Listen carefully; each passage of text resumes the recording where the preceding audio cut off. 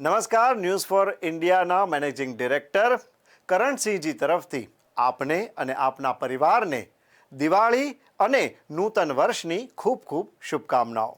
નજર કરીએ આગળના સમાચારો પર તો અમદાવાદ શહેર Sarkhej Juhapura national highway number 947 કે જે સૌરાષ્ટ્રથી મુંબઈને નેશનલ હાઈવે નંબર 8ને જોડતો હાઈવે માર્ગ છે।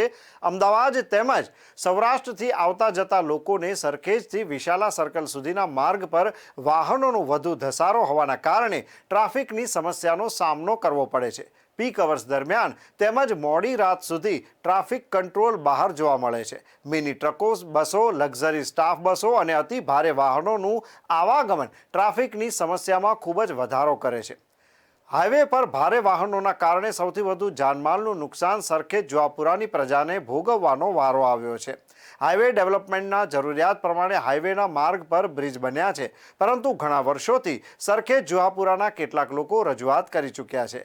હાલમાં હવે જોવાનું એ રહેશે કે સરખેજ જુહાપુરામાં વહેલી તકે સરકાર બ્રિજની મંજૂરી આપે છે કે નહીં।